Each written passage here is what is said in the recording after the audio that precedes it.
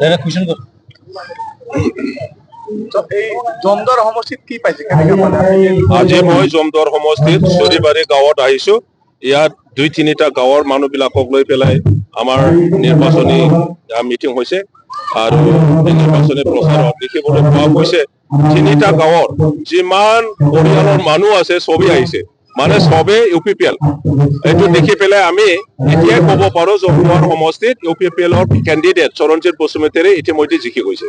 ইতিমধ্যে আপুনি ভাষণত কৈছে যে আপোনাৰ হাগ্ৰামাৰ পৰা বহুত নেতা ইতিমধ্যে বিপিএফৰ পৰা বহুতো জ্যেষ্ঠ নেতা ওলাই যোৱাটো আপোনালোকেও জানে, ৰাইজেও জানে। আপুনি ভাবক সবতকৈ দীঘল এমপি হৈ যোৱা মানুহ বিপিএফৰ কোন আছে? চৰচুমা খংগৰ বসুমতাৰী আজি তেখেতে এনে বহি আছে, বিপিএফৰ লগত নাই, যদিও বা ইউপিপিএলৰ লগতো অহা নাই, তেখেতে এনে বহি আছে। তাৰপিছত আপুনি চাওক এমপি, আগৰ এমপি আমাৰ বিশ্বজিৎ ডিমাৰী, তেখেতে বিপিএম এৰি পেলাই বিজেপিত গৈছে। তাৰপিছত প্ৰাক্তন কেবিনেট মন্ত্ৰী চন্দন ব্ৰহ্ম, তেখেতে বিপিএম এৰি পেলাই ইউপিপিএলত আহিছে। মই ডিপুটি ময়ো ইউপিপিএলত আহিছো। আপুনি চাওক বড়োপাৰ ব্ৰাদাৰ হয় আমাৰ পৰমেশ্বৰ ব্ৰহ্ম, তেখেতে বিপিএম এৰিছে ইউপিপিএলত আহিছে। আৰু হেমেন্দ্ৰনাথ ব্ৰহ্ম এমএলএ, তেখেতো বিপিএফ এৰিছে ইউপিপিএলত আহিছে। আমাৰ বিজনীৰ এমএলএ কমল সিং নাৰ্জাৰী, তেখেতো বিপিএফ এৰিছে ইউপিপিএলত আহিছে।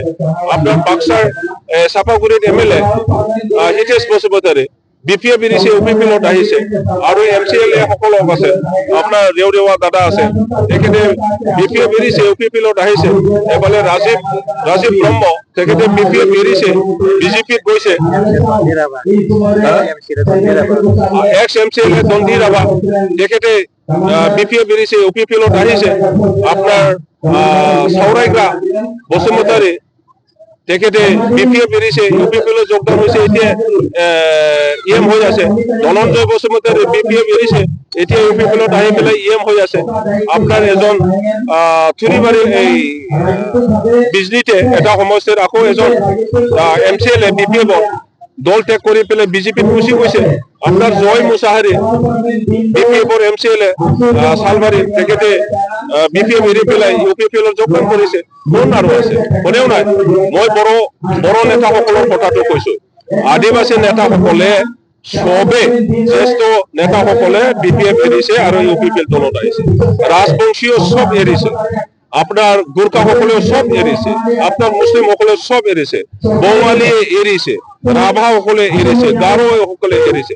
যিমান জাতি গোষ্ঠী আছে বিটিচিত আগত কাম কৰা জ্যেষ্ঠ বিপিএফৰ নেতাসকলে দল ত্যাগ কৰি ইউপিপিএল দলত যোগদান কৰিছে। তো তেনে ক্ষেত্ৰত আমাৰ হাগ্ৰামা মহিলাৰে অকলে বিপিএফ দলক জিকাব পাৰিবনে? ৰাইজৰ লগত কোনে কথা পাতিব?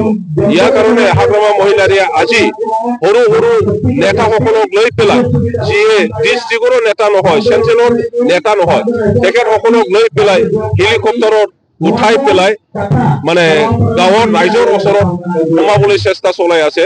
ৰাইজে তেখেতসকলৰ কথা নুশুনে। এই নেতাসকল হাগ্ৰামাৰ সংগ এৰাৰ মূল কাৰণ